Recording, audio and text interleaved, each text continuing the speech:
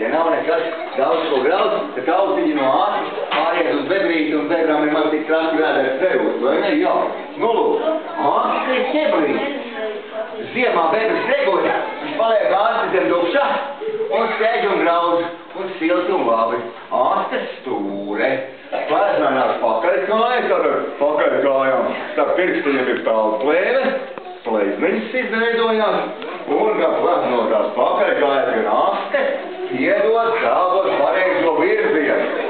Vēl ar āsti. Bebris māks sarunāties ar āsti. Ko te viņš dara? Bebris paņem āsti un